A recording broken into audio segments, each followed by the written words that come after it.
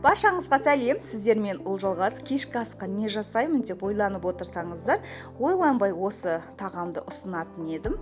Өте дәмді, ең маңыздысы пайдалы, 4 мезгілде де азық-түліктер табылатын тағамдардың бірі.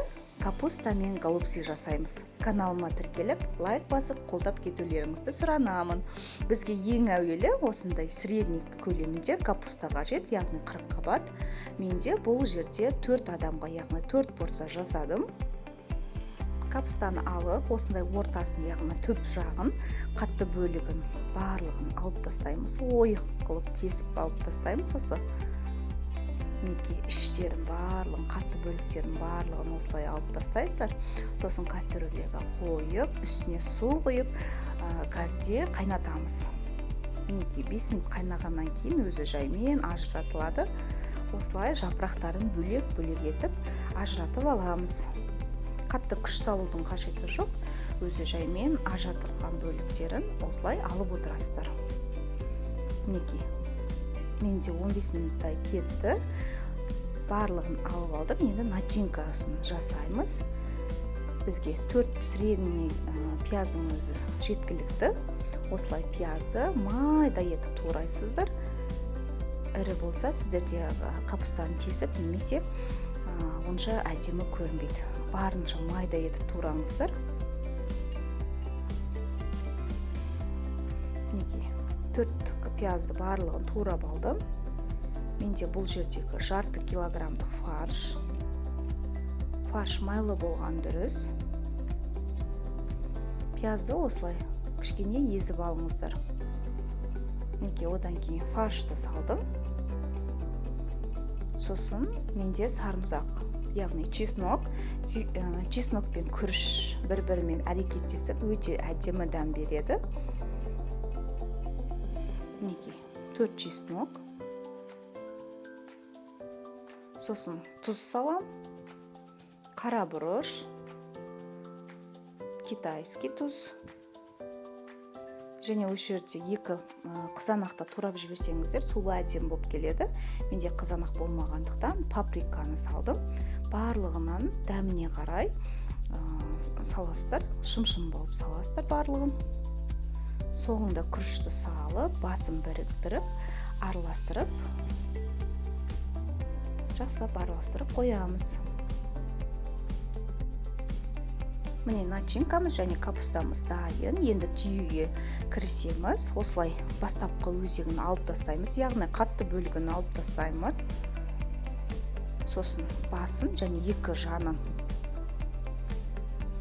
қайыстырып, осылай түйістер.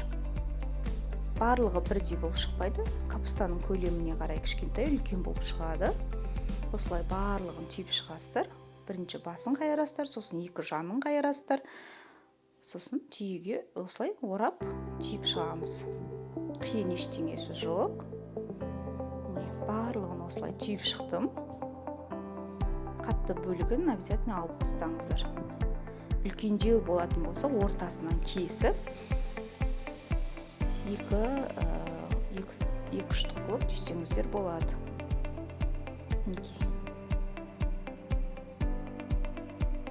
Сыртындағы қабаттарын қырқудың қажеті жоқ.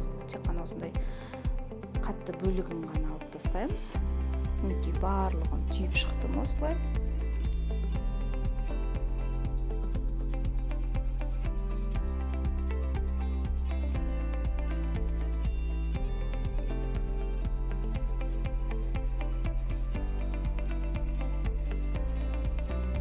Қалған начинканы мен тефтели етіп, дөңгелетіп, ортасына салып қойдым.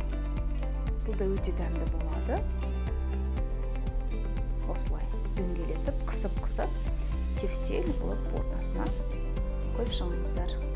Мінекей барлығын түйіп шықтым. Енді үстіне өзінің начинкалы соусын құямыз. Ол үшін 2 ас қасықтай өсімдік майы қажет. 2 пияз, 2 средний сәбіз қажет. Пияздарды осылай майда етіп турайсыздар. Май қызығаннан кейін пияздары сары қызыл болғанша қуырамыз. Яғни 2-3 минут қуырамыз.